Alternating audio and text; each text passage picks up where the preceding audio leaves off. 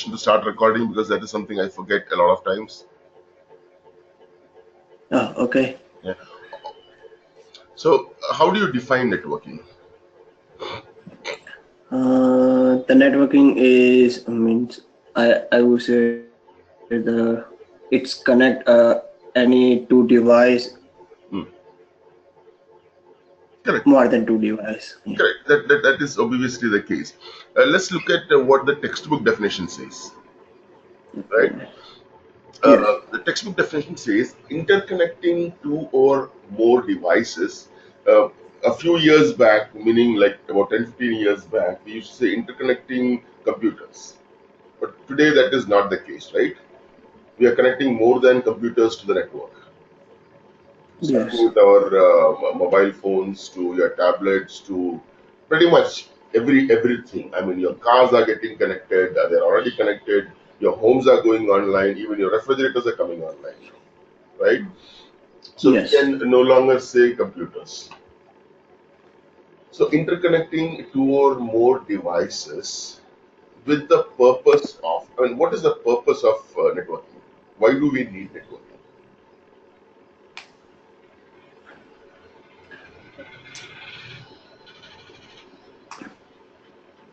I mean, Uh, we all know what it is for. We all use it, but can we define it?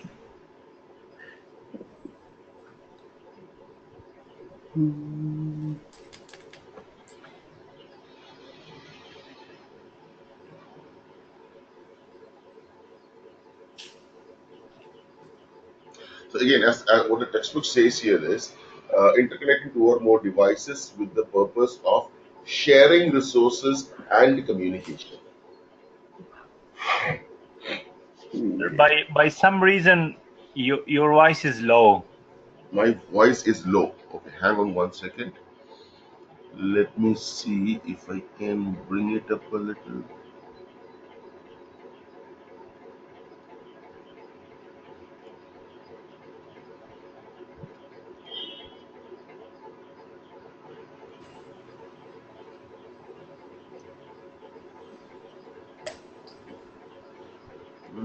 Speaker system sounds.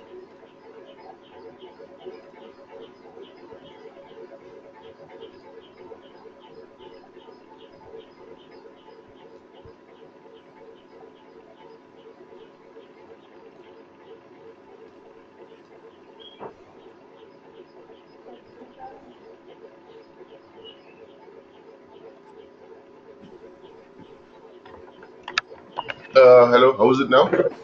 Still the same? Yeah, yeah, Oh, it's perfect now. okay, okay. I was trying to. Maybe I could microphone boost a little bit. Would that be too much or is it still okay? It's fine. All Yeah, right, it's great, perfect. great, great. Okay, so when we say sharing resources, what does that mean? Sharing sources like for folders, CD-ROMs, flash drives, printer, scanner, Perfect, copier. perfect, perfect. Because we look at everything as a resource to be shared, right? Like for example, from a slightly off context, what are we doing now? We are actually networked, right? I mean, consider me to be a Sharing. server who has already learned these topics you are about to learn. So which means I have stored this data, right? And basically you are downloading it from me.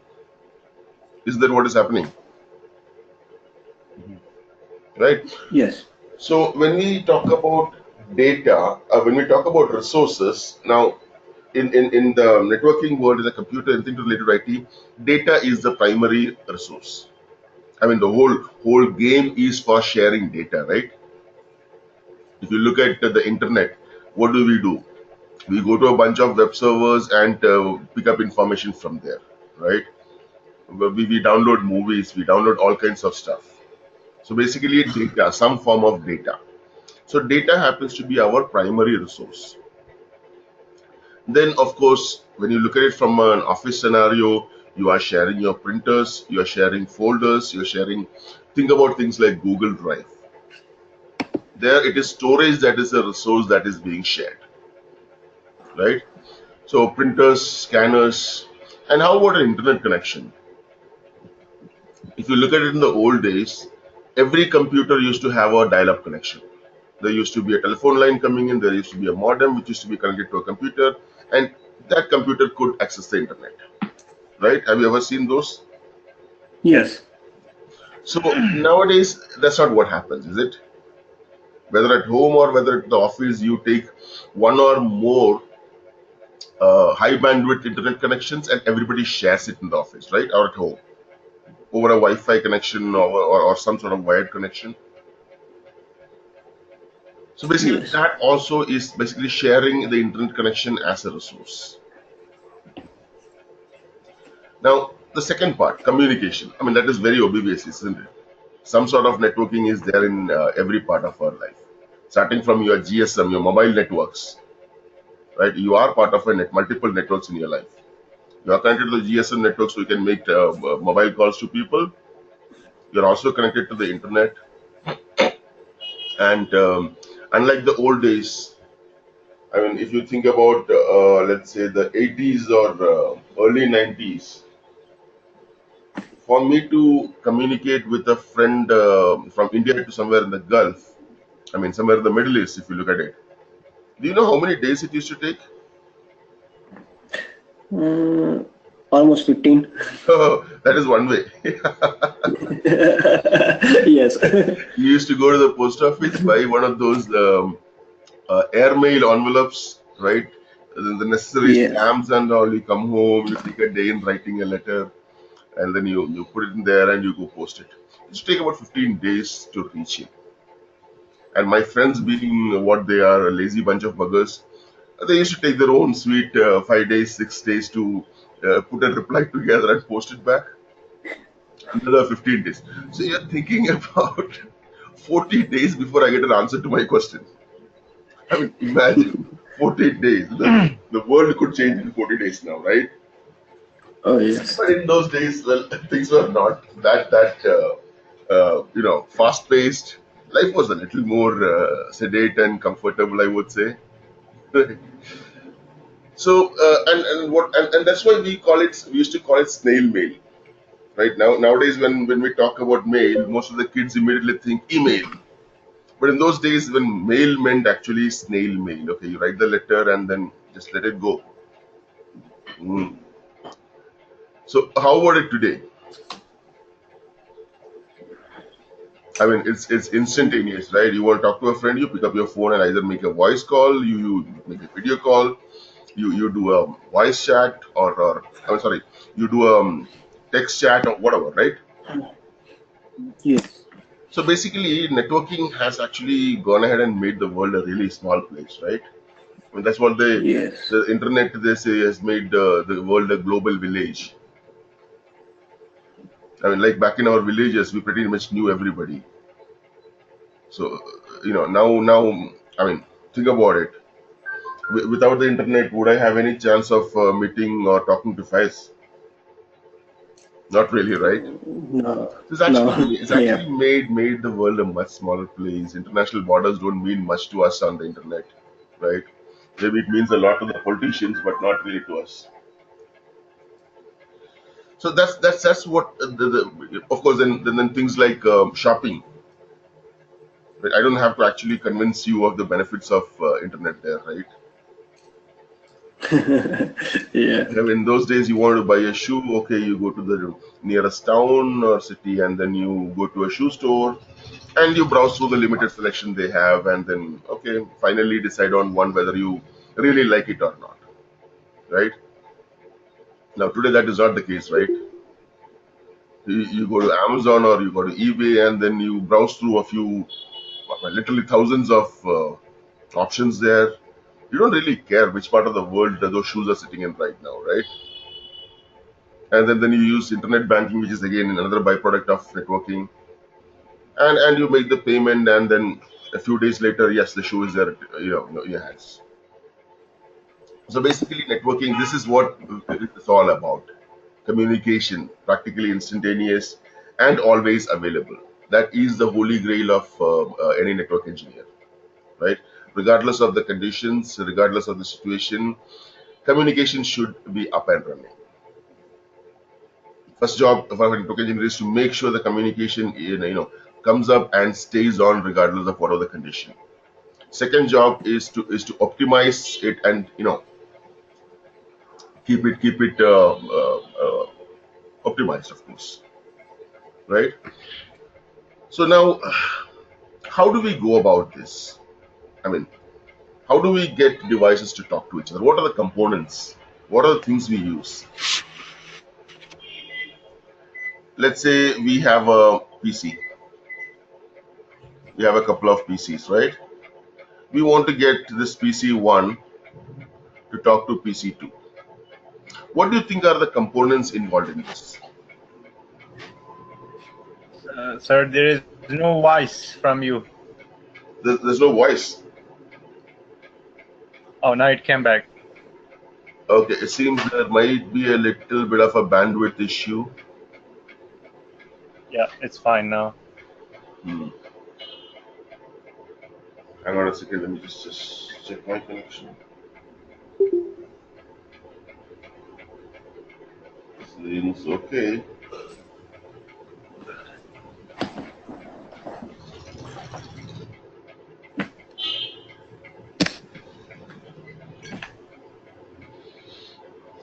Hope it's okay now.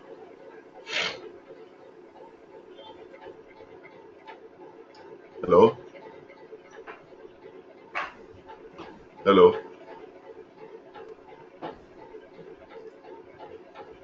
Hello? Yes. Uh, is there a lag in my audio? Your voice shocking, like breaking up. Yeah, now it's your voice too. Let me hang on. Let me just see how what my speed is like.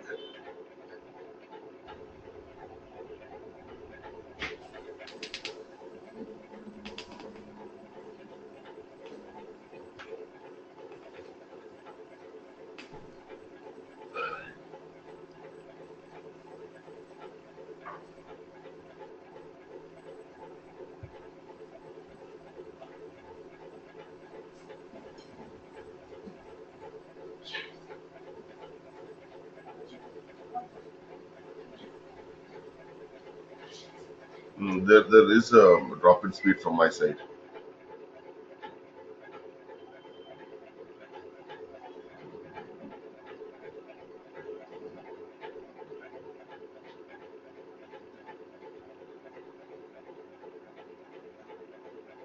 That's not too good. Hang on 1 second, guys. I'm just going to reconnect.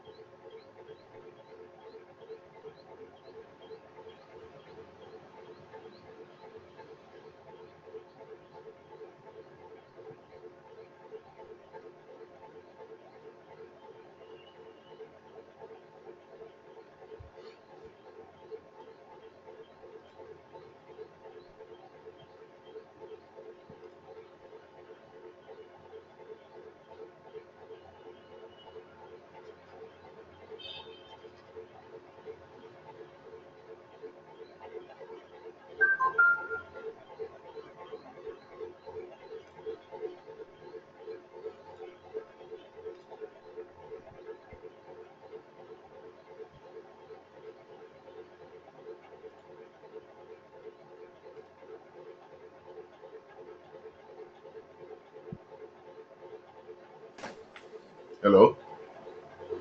Yes. Better Yes, now? sir. Yes.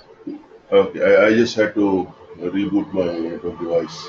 It is much better now. The audio okay now? Yes. Alright. Okay. So now let's say we need to establish communication between PC1 and PC2, right? What do you think are the components involved in it? One LAN cable Mm-hmm. and the CPU, monitor, keyboard, and mouse. Let's say the monitor, CPU, keyboard, and mouse are something else altogether, right? I mean, they are for the computer itself to work. Yes. Okay, we are looking at it from a pure communication perspective. As network engineers, your job and mine is not, really not concerned with what the computer does.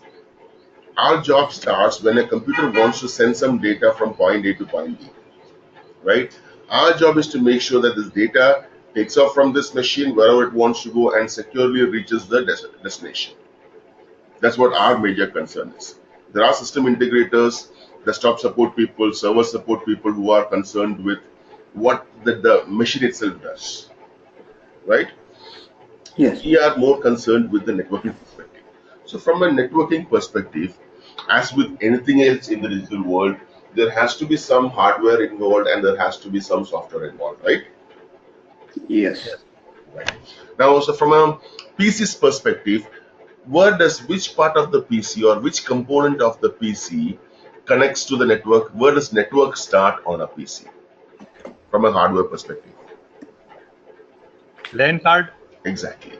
So on every PC which needs to connect to a network, you have something called a NIC, right? Yep. Which stands for Network Identification card. Interface, Oh, interface. Sorry. right? Because you are interfacing with the network here. So your computer's interface with the network is your NIC, the network interface card, right? So that is where your physical component is. And of course, beyond this point, there is some sort of connection media. Now, connection media can be broadly categorized as what? Wired and wireless. That it could be a wired model or a wireless model, right? Because I'm sure you're using a laptop with Yes. Wi-Fi now. Yes. So basically, or in an office, you could be using it with a LAN cable, right? Now, this cable itself is could be different types. It could be using a copper cable, or it could be using a fiber cable, or in case it could be using wireless. So, how many network cards do you think a laptop has?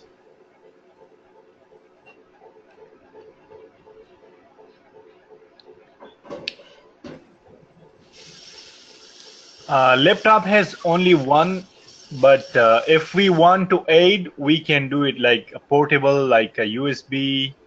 Now, let me ask you this question: does your laptop? Are you using a laptop now? Yes. Okay.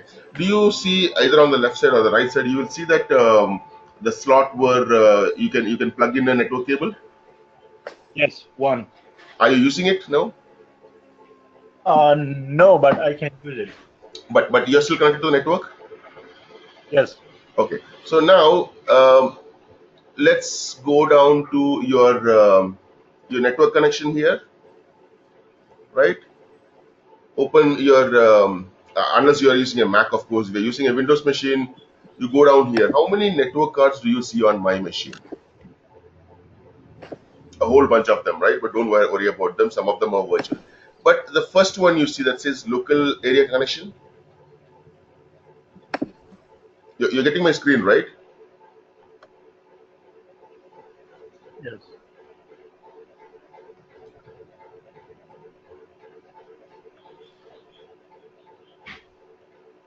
You're not able to see my screen, guys.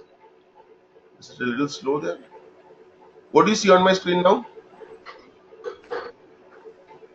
We just see your home screen. Hang on a second. So there is a video lag now. And I think it just start breaking out again. No, I just stopped the sharing and reshared again. Okay. But you me, oh yes, we see that now. All right. So the first one you see, it says local area connection, right? And it says Realtek PCIe FE family connector. Now that is the wired connection we are talking about. That is the one which connects to a cable.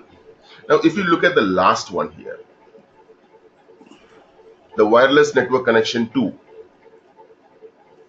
right? It Yes. says an RA Link RT 3290 802.11 BGN Wi-Fi adapter.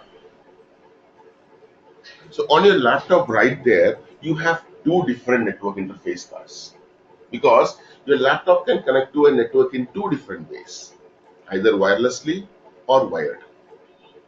And these are not one cards. You cannot have one card doing that. So basically, there is a small antenna built into your wireless network card, and on the other side, there is a slot for plugging in a cable. So your laptop right there has two network cards, two ways of connecting, and nobody says you cannot do it simultaneously. You can use one card to connect to the internet while you use another card to connect to your internal machines. That's quite possible, right? Yes. Yes. So let me just see what the lag is like. There seemed to be a 2 to 3 second lag in video. Is audio coming through okay now? Yes. Yes. Okay. Hmm. All right. So which means tomorrow I'll have to switch to a fast connection from the office then. I was actually trying to do this session from home, hmm, but normally I do it from the office, which means I have an internet 100 Mbps internet connection to back me up. Okay. Hmm. So anyway, you have my drawing screen in front of you now. Yes. All right. So basically, Faiz, as I was saying, you have two network cards on your laptop. All right. So Yes. this, let's say, is the wired medium, or of course you could even have a wireless adapter on your PC. Mhm. So that is quite possible. But again, that's something for us to worry about later. We need some form of media to connect to the network. It can be wireless, it can be wired with either a fiber option or a copper option, right? Which means both the PCs having the same, and you're finding some way to connect them together. Then, so that kind of takes care of the hardware part of things, right? Now, like the human body or your computer. Think about your computer. Do you think you buy a computer and can just straight away start using it? No. I mean, how do you communicate with it? Because your machines obviously don't understand English, right?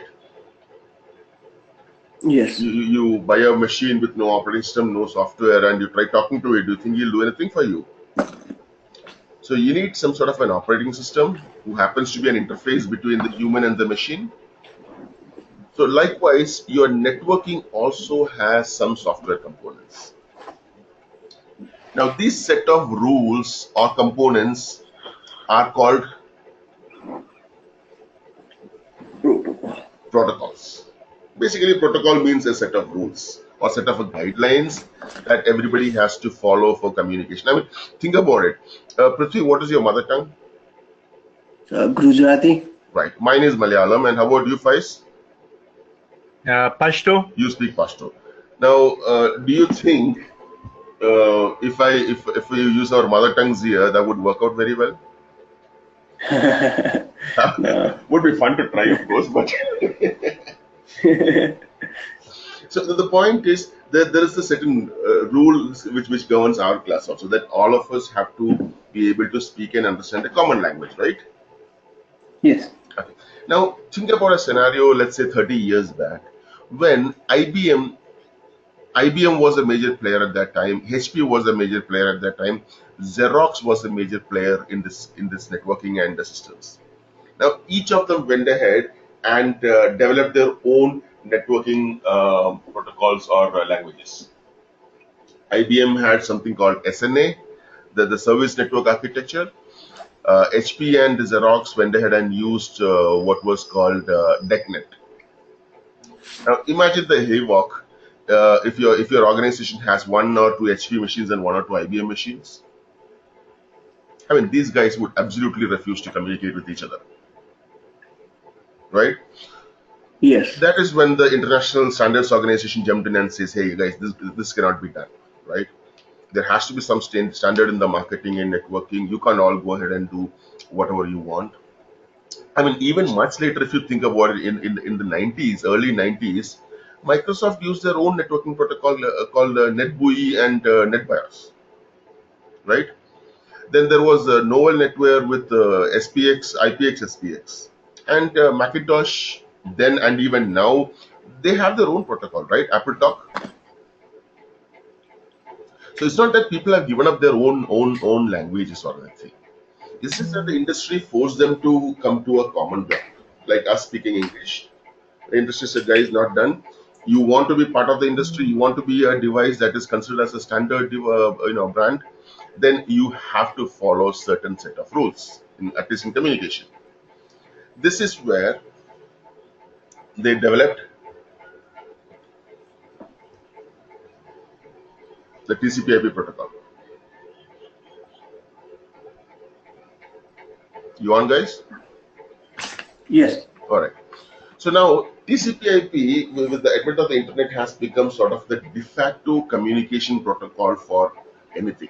Basically, because the whole internet runs on TCP/IP, right? So everybody was kind of forced to follow this. So now everybody, now TCP is like English, right? It's the international Yes. language. So every device, regardless of whatever he does, he wants to connect to any kind of network in one way or the other. He has to have TCP/IP implemented on it.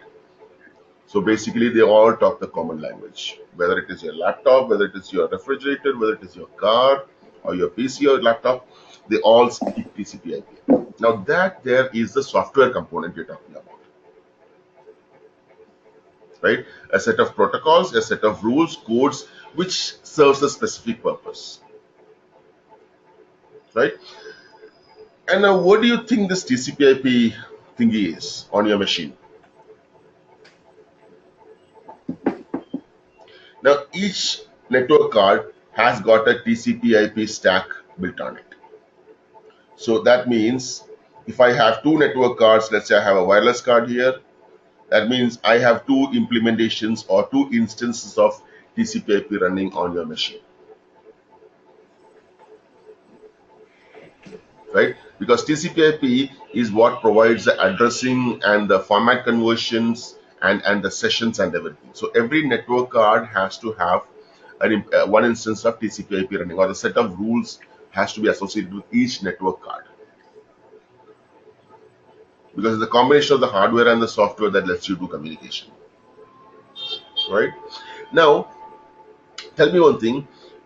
If you want to open a file on your hard disk, let's say a Word file, do you think we are using TCP/IP for that? No. Obviously not. So TCP/IP, being a communication protocol, is only required when your PC either has to send some data or acquire some data from outside the machine. Agree? Yes. I mean, you can work comfortably on your on writing documents or presentations or spreadsheets or drawings or creating whatever stuff you want on your PC without a network connection, right? So you basically don't need TCP/IP or a network card as long as you're working on a PC. But Yes. communication becomes necessary when you want to either get some information or send some information off your machine. Done? So now course, this is not going to be a very feasible solution, is it? I mean, this kind of cabling. No. What if I have a few more PCs? Imagine the havoc there, going like that, going like that. That would be too much fun, would it? Yes. Imagine working in an office with 3,000 PCs in there. Good God, you would be walking around on 1 foot of cable. Yes. So obviously that is not a very feasible solution. This is where you would be having what we call aggregation devices, which we'll of course talk about later. Some sort of a junction box where everybody connects. Yes. That's the way it would be normally. Or even if you're talking about a wireless device, even if you're talking about wireless stuff, that would still be the case because you would have some sort of a device which is acting as a access point, and all of you would be doing that. So everything uses some sort of an aggregation on a network, some sort of a junction box where everybody can come. It's like a junction where everybody can pass through, right? Now we're going to talk more specifically about your TCP/IP. What did I use? That's not what I meant to do. I want to have a new screen. So now, when we talk about TCP/IP, what is TCP/IP?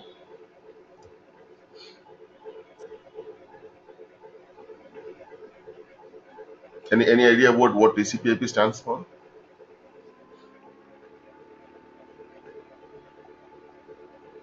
Hello,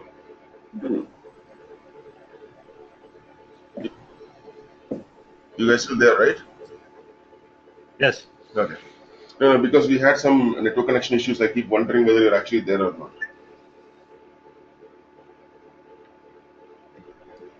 All right. How's the audio now? Better. Okay. Fine. So, what do you think is TCP/IP?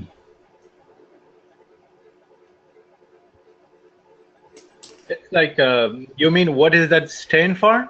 Either way, whatever comes to your mind when we say TCP/IP. Like as we said that there should be like internet protocols or internal protocols between the networks, like between the connectivity among each others. There should be like kind of numbers which you have to provide each computer, like IP address, like Correct. 10.0.0.0.1. Mm-hmm. So each PC have to have like a different number, so on which way you can communicate to that PC. And TCP, that stands for like transmission control protocol, internet protocol. Mm-hmm. Perfect. Perfect. Yes. So when we say TCP/IP, we are talking about protocol, right? I mean, the term protocol. What does the term protocol define? Set of rules. Hmm. So I mean, there's protocols in every aspect of our life, right? I mean, the way we behave in an office, there is a protocol right there. Yes. There's a dressing code. There is the way you behave. There's the way you interact with your colleagues. There's the way you sit in the office. The way you do stuff. Even at home, don't we have some rules? Hmm. Or we talk about diplomatic protocols, right? There's a set of rules which govern everything. Do you think when Uncle Trump comes to India, Uncle Modi ji goes and says, "Hey, Trumpy boy, chal, chal, let's go have a cup of tea"? Is that how it happens? There are No. very clear, defined, strict rules as to how the interaction occurs, right? Then we have Yes. security protocols in place, whole bunch of stuff. Now, TCP/IP is a protocol that governs communication, right? The set of rules and pieces that govern how communication should take place between two devices. Now, it would be wrong if we say TCP/IP is a protocol. It is not one protocol. right? Because the name there itself is suggestive that it's more than one, right? There are two protocols mentioned right there. TCP, as I said, is Transmission Control Protocol, and IP stands for the Internet Protocol, right? So TCP/IP is Yeah. more aptly defined as a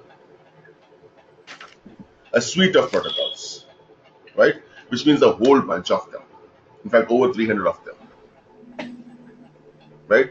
Because can you have you been using any of these protocols in your day-to-day life? Can you think of any protocol that you use every day, literally? Yes. Name. Uh, I would say application. No, no, a Net, communication protocol. yeah. See, think You about mean this. in office or daily life? I mean, in the office, at home. I mean, we are on the internet practically all the time, guys. So, can you Uh, think of a protocol which you practically use every time you go to the internet? Communication portal. When you go ahead and type google.com,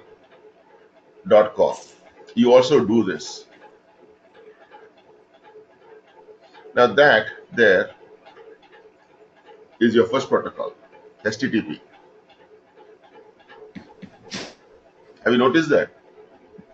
Even if you just type Yes. google.com, your browser automatically adds this to in front of it. Yes.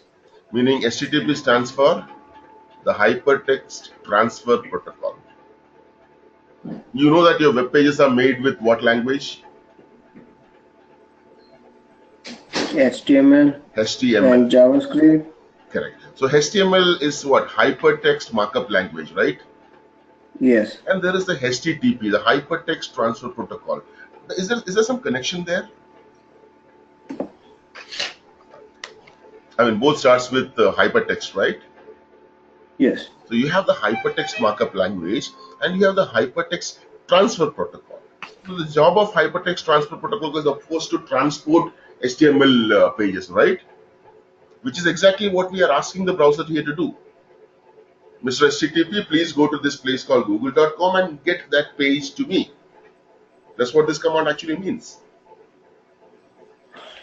So when you go ahead and type google.com or cisco.com, you are not putting this HTTP most of the time, but your browser is adding that to the page. So if I actually go up and open my browser out here, and let's say if I say cisco.com, you see that what is added in the beginning? Yes. It's added a HTTPS, the secure form of HTTP. Yes. So basically, without realizing, see, and right now when I did this, it's not just HTTPS I used. I actually used a DNS protocol in the backend. I used ARP. I used TCP. I used IP. Did use UDP also for my DNS query. So I must have used at least 15 protocols by the time I got this page in front of me. This is what we need to know. As I was saying yesterday, there's a difference between the driver describing how to start a car and the mechanic describing how to start a car, right? Yes. I mean, if I ask a normal user, I said, how do you get the Google page in front of you? You say, I open the browser and type google.com. That's it. But in that page getting to you, there were about 10 15 protocols being used. And there's a sequence. There's a number of steps that were involved in every packet going to the Google server somewhere, whichever part of the world you are in, and the reply and this page getting transported over multiple devices, over thousands of kilometers across to you. Now, this is what we need to know in order to understand how a network works, right? So now, to understand TCP/IP better, we have what is called a reference model, right? And that is OSI. Heard of it? I'm sure you have in college. Yes. Stands for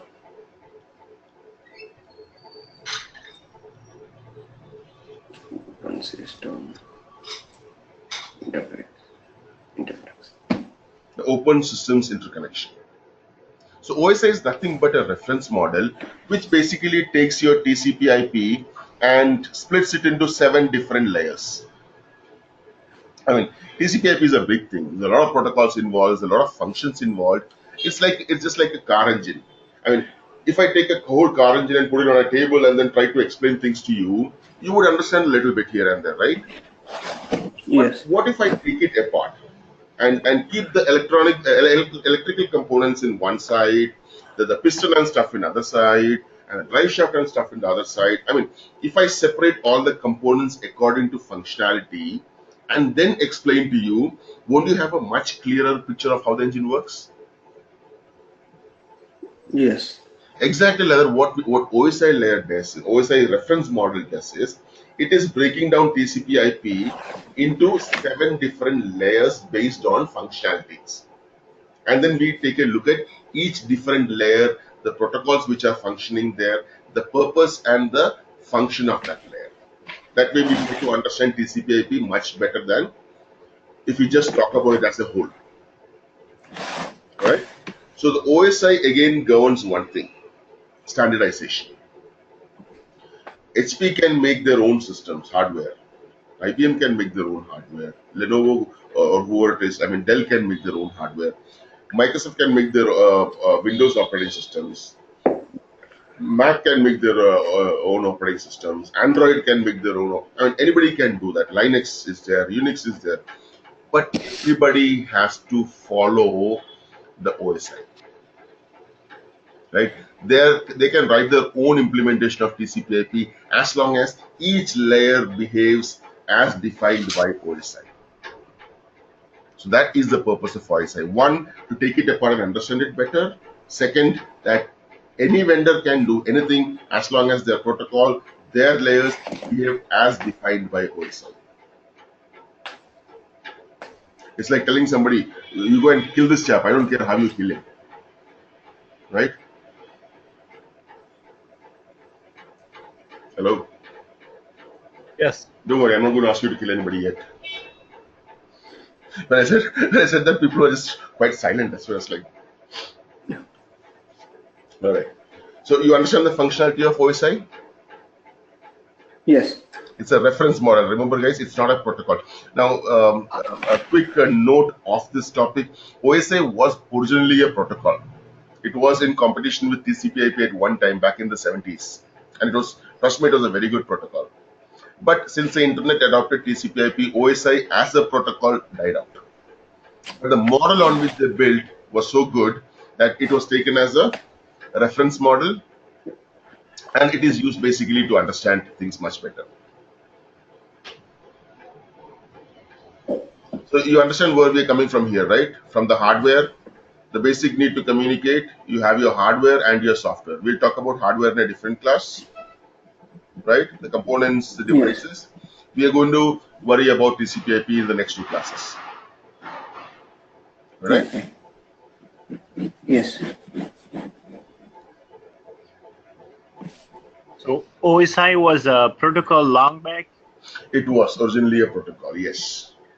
and now it replaced with TCP. You can't exactly say replace it. You can say TCP/IP was developed on one side, and there was the development of OSI going on the other side. There was a competition for some time, but then TCP/IP was adopted by the Department of Defense, the U.S. Department of Defense, for building the ARPANET or the precursor to the internet, and then TCP/IP started being used for the internet, and then OSI just died out, right? So yeah, way back it was a protocol by itself, but then later on it's just TCP/IP. So nobody knows about the OSI anymore. All right. Yes. So what say we take a 5 minute break and come back, guys? What time is it for you there? It's 5 to 10, 5 to 10. Right. So 8 to 10. Sorry, 8 to 10. 8 to 10. So it's about 7:22 for me here. So what say we take a 5 minute break, have a cup of coffee, and come back? Okay. Great. Okay.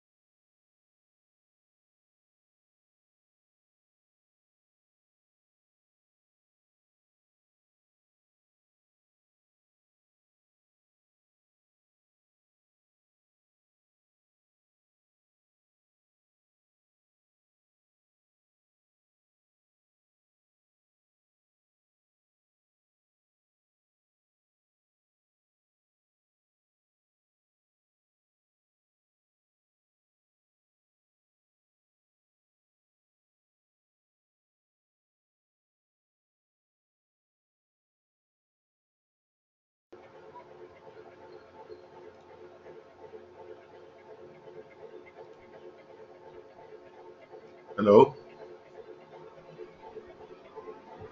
Yes, sir. Yeah, Yes, sir. right. Okay. So let's look at the TCP/IP protocols, the bunch of protocols with reference to the OSI layer. So as I told you, OSI divides your TCP/IP into 7 layers.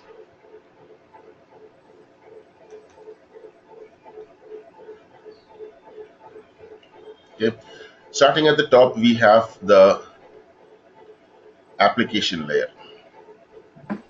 We have the presentation layer. We have session.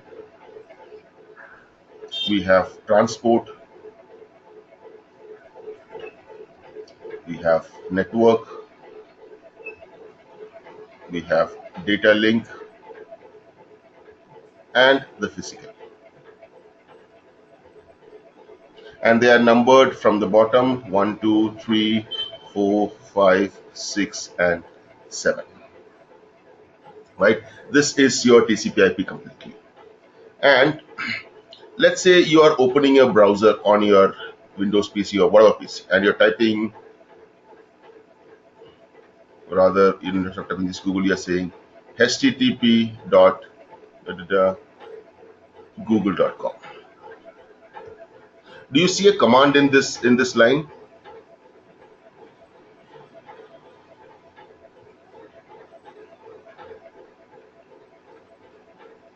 I mean, google.com is the address, right? Is the location. Yes. Now the command there is basically the instruction that says use the HTTP protocol to go grab this page for me. Now obviously you know that google.com is not on your machine, right? Yes. So obviously you are asking your browser to get something that is not on your machine, which means you need to have communication protocols in place. I mean, if the three of us were sitting in one room, do you think we would not need all this equipment to talk to each other? No. No. Likewise, if the device, if the information you're looking for is sitting on your hard disk on your local machine, your operating system can just pick it up and show it to you. But in this case, like you and me, we are sitting in different parts of the world, so we need hardware and software to enable communication. I mean, you're going to at least need a phone to dial a number and communicate with you, right? Yes. So likewise, when google.com is not sitting on your local machine, then your machine needs to go to your network. And your application layer has got a bunch of protocols functioning there. Namely, you have HTTP or the HTTPS protocol, which is a secure form of it. You have DNS, you have FTP, you have SMTP, you have POP3. I mean, you have a whole bunch of them sitting up there, right? So the instruction on your browser said, use the HTTP protocol to grab this page for me. So your application layer now, okay, my pen just blinked off.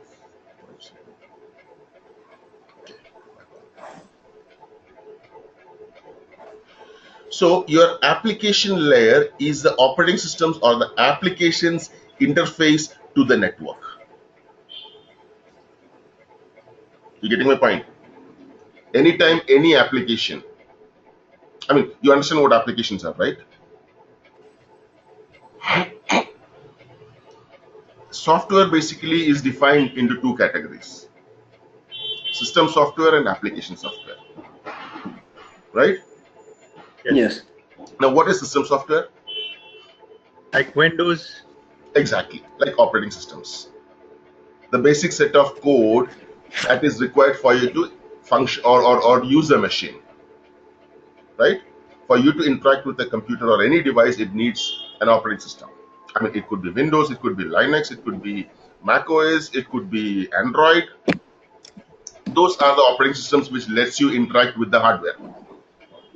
Now, application software are code written to fulfill a specific function. For example, if you want to write a letter, some sort of a document, what application software would you use? Microsoft Word. Microsoft Word. So Microsoft Word is an application software specifically made for making documents, right? Yes. For spreadsheets, you have Excel. For presentation, you have PowerPoint or one of those stuff, right? Likewise, Yes. what is your browser That's application software. specifically made for? What? Uh, to go means to go online to use No, the no, networking. no, no, no, no, no, no, no, no. Your browser software or application is specifically made to display HTML content. That's it. Your browser has got nothing to do with going on the internet. Your TCP/IP does the job of getting everything to the browser, and the browser's job is just to display it. Because remember what I'm typing there, I'm saying http Yes. google.com. So I'm telling, ask HTTP to get this page for you. So it's not the browser itself dials. The browser has got really nothing to do with the internet. If you look at it, I mean, Yes. if you have an HTML page on your local machine, don't you think your browser will open it for you? I mean, let's Yes. take a look at that.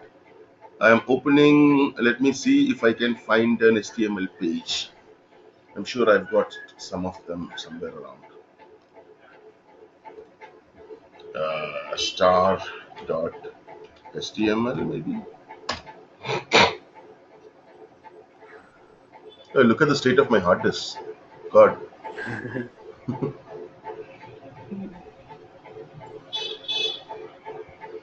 When we get to the session layer, I'll tell you a funny story of where I come from.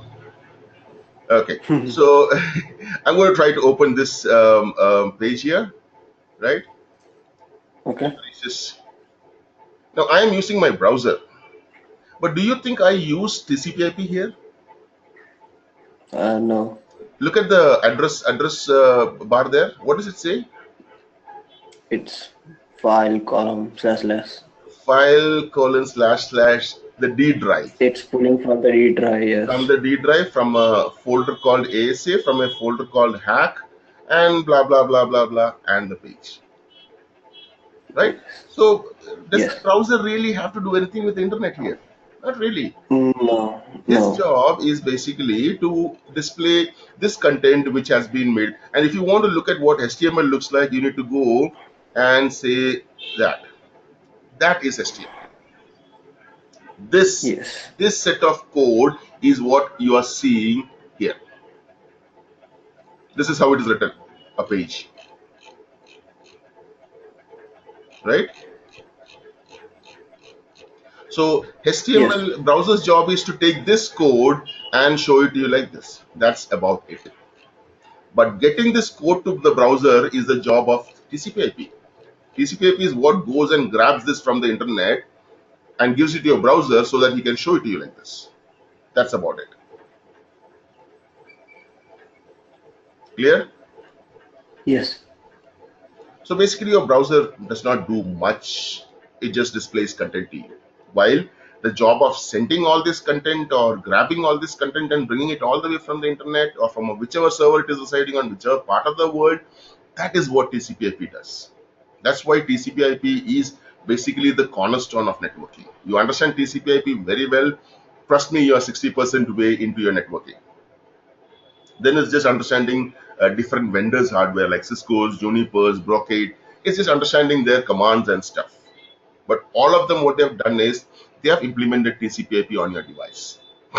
On whether it's a router or a switch or whatever, everything falls under the TCP/IP or the OSI reference model. You understand this? Trust me, the other things Yes. fall in place. Okay. All right. So your application layer, which is the seventh layer of TCP/IP based on the OSI, acts as the interface between your applications and your network. And they only go to the application layer if the information they want to display is outside your computer. Now, tell me, if I open up my, you understand what Outlook does, Microsoft Outlook? Mhm. It's a mails client. It lets you type and send mails, and it lets you download your mails. You haven't used one of them? Yes. I kind of use Mozilla Thunderbird for my office mails, right? So once I open it up,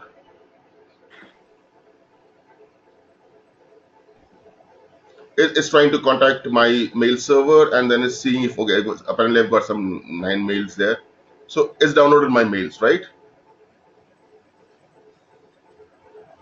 You can see that, right? So Yes. Microsoft Outlook, Mozilla Thunderbird, they're all mail clients. Now, when I'm using email, do you think I will use HTTP? No. Because HTTP is specifically made for transporting web pages. For mail, we use two different protocols, namely And pop. SMTP SMTP and and POP. POP3. SMTP stands for Simple Mail Transfer Protocol, and POP3 stands for Post Office Protocol version 3. So instead of using my browser here, what if I had opened my mail client, whether it is Outlook or Mozilla Thunderbird, and say, okay, send all the mails I have made and just pick down, collect all the mails that has come for me. What it would be doing is, for sending the mails, your browser would approach the application layer, and namely the SMTP protocol, because SMTP is a protocol which sends mail, transports your mail to your mail server or between mail servers. And when I want to receive my mail, he would of course approach the post office protocol, right? Now, or you Yes. understand the FTP protocol, file transfer protocol. Yes. The file transfer protocol basically is you download large contents, large amount of data or big files, let's say, right? So again, you could be using a file transfer client. For example, I have here FileZilla client.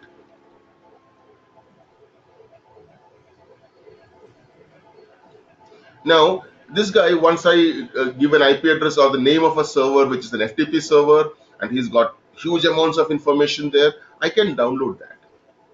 Now, this guy here uses the FTP protocol. He doesn't use HTTP, he doesn't use SMTP.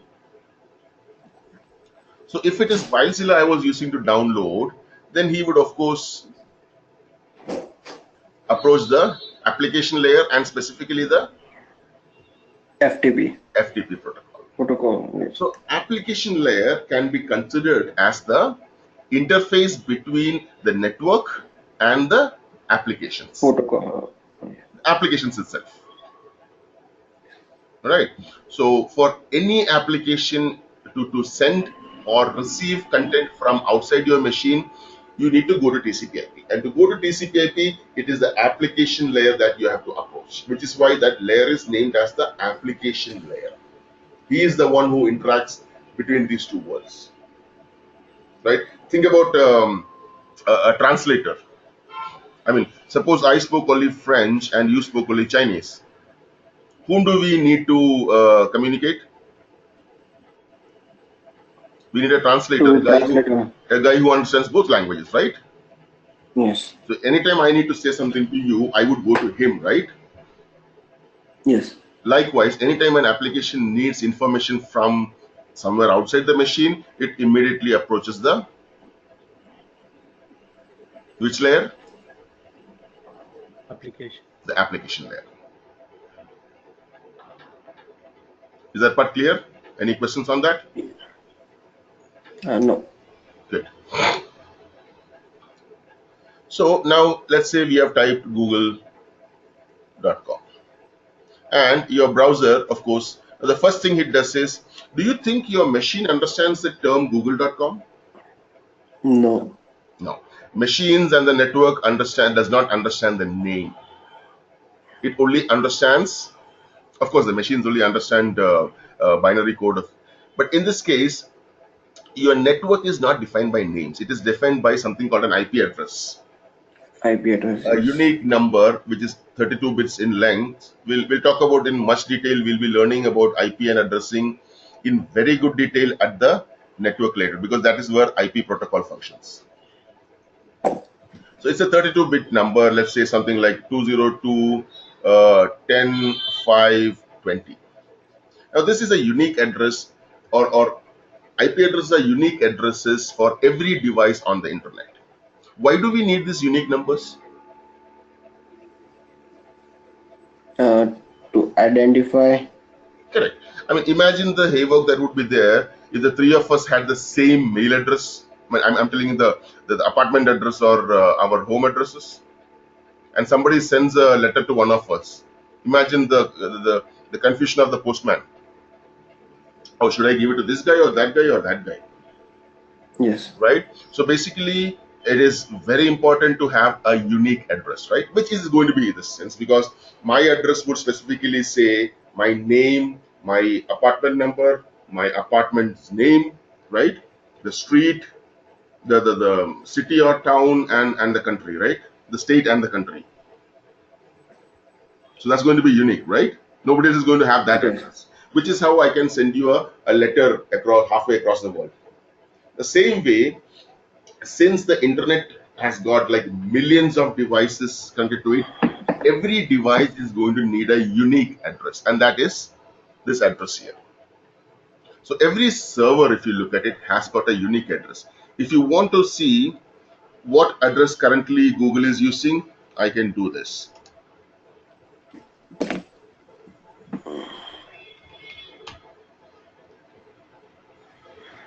Okay, that's given me the IP version 6 address, which is what Yeah. Google is. No, so there has to be. Um, 888888888. no, that is the DNS address. What I'm Oh looking yes. for here is the okay, 4 is using IP version 4. All right, so let's say ping dash use 4 and google.com. Let's see if that functions. Now, do you see that address there? Yes. 216 58 199 174. Right? Now, if I try the same thing with cisco.com, look at the address 72.163.4.161, right? Yes. But what did I type? I typed a name. So there was somebody in the back end who converted this name to the IP address. IP. So the first thing that happens when you type google.com there is your browser. Okay, pen on the blink. I really need to change the battery on my pen. So this guy like kind of panics and says, runs up and says, hey, somebody just typed google.com and I don't understand what that means. So the application says, don't worry, I can figure it out. He sends this request to somebody called DNS. which stands for Domain Domain name. name server. domain name service. Now, basically, there are servers on the internet which does nothing but have databases which says google.com means 204 something something something. Cisco.com means something something something in terms of an address, right? So the very first thing that happened when you type google.com is it approached the application layer with a request saying that I need to know what this means. And the application layer said, use the DNS protocol, figure that one out first. So the request was sent to DNS saying that I got something called google.com. Can you figure it out for me? DNS, of course, went across the internet and approached this server. Now, how did your machine know to go to this server? Any ideas? No. That is because you told him to, even though you might not realize it. And I think Prithvi just mentioned how that is done. Let's say status details.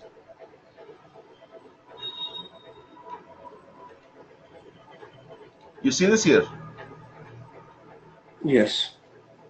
Because when on the machine you define who is your DNS server, which server to approach. So when I typed in google.com, immediately there was a DNS query which was sent to this address. 192.168.423.1. All right. And this machine Yes. is sitting there with this database, or he's got servers behind him with the whole database. So he took the query, what does google.com mean? And he replied back saying that google.com means this particular address. So when I say ping -4, that immediately, this is what DNS did for you. He immediately converted that to this address and gave it back to the machine. And then my communication was sent to that machine directly using this number, because machines don't communicate using the name. They cannot. So why is the name there?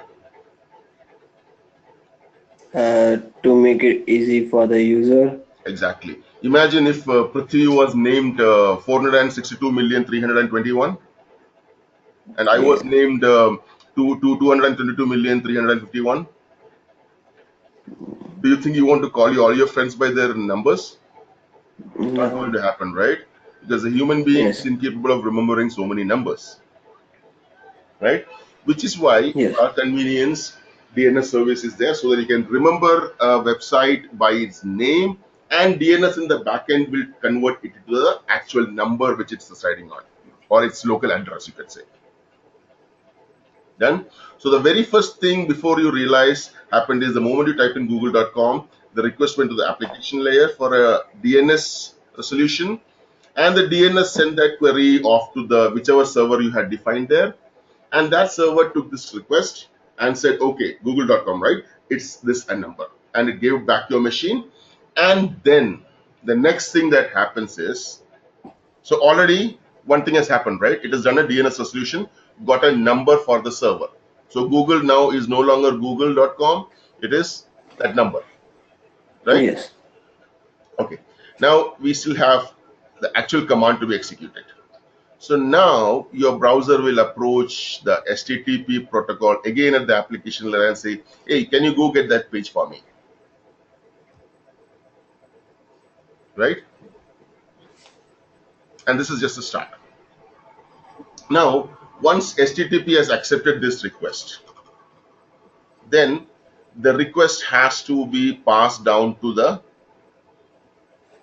next layer. And every layer has a function to perform, and only by the time it reaches the last layer, which is the physical layer, can your request actually go out of your machine, because your physical layer is where your cable is connected.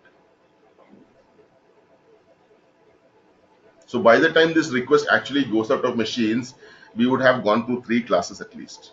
Okay.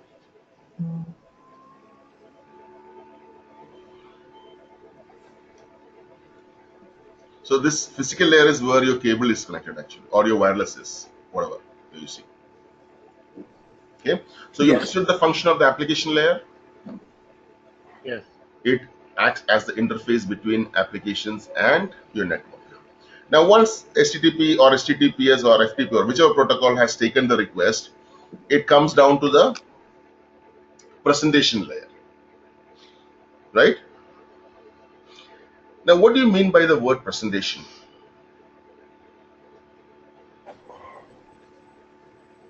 To present. To present. What do you think I am doing now?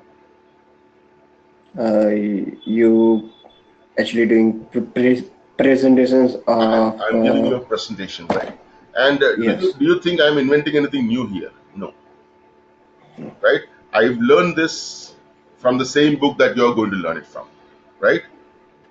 All I'm doing is taking that information and I'm presenting it to you in a simpler or an easier way for you to understand.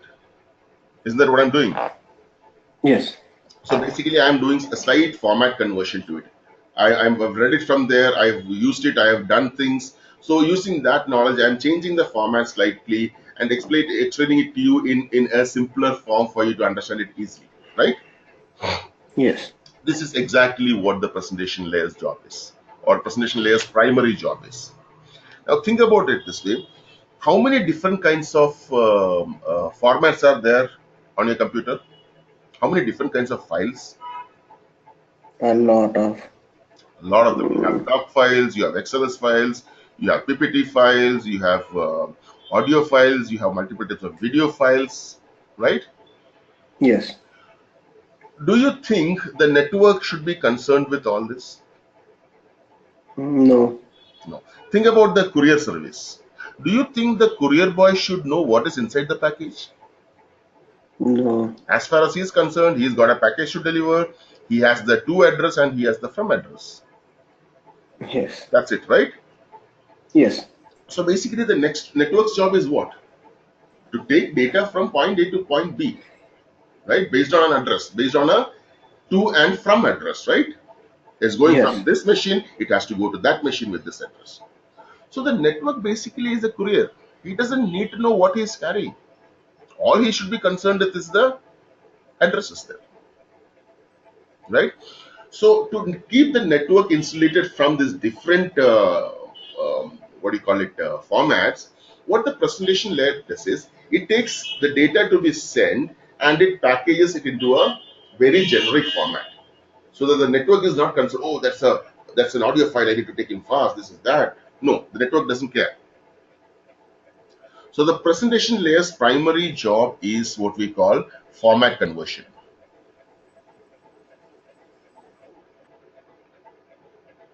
It takes all these different kinds of formats and converts it into a very generic packaging for the internet to carry. So that the network is not concerned with what kind of file it is. All right. Yes. It also has some secondary functions. This particular layer here, it does a little bit of compression and decompression, a basic encryption and decryption. We don't need to go into that because it's not a very heavy compression or decompression or encryption. It just is because it's just trying to compress more data so more data can be sent at a time. That's all.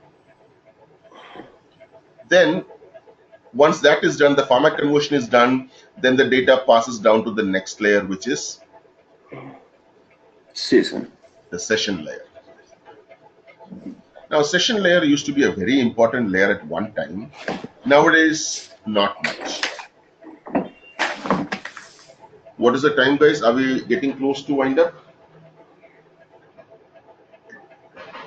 Yeah, 3 minutes. That's what I like about Faiz. He's very so precise there. Okay. I know the first this doesn't like feel like much of a topic, and it tends to go a little boring. But trust me, this is like medicine, guys. Right? It doesn't taste too well, but this is an absolutely necessary part of it. Right? So the first 3 days is going to be pure theory because we have to get TCP/IP out of the way. Right? We have to Yes. understand and get it out of the way before we can actually start using any kind of networking devices, because every bit of the networking devices uses one of these components, so you have to understand specifically what it does. All right. Yes. Okay, so we can wind up right now, and when you guys get up in the morning, you haven't sent me a test mail, have you? No. As I told you, Actually, uh, yeah, I kind of means I lost the number. The yesterday before we see you, it just uh, get terminate the session. that's my email ID, right? Vincent NJV, Mm, right? okay. Yes.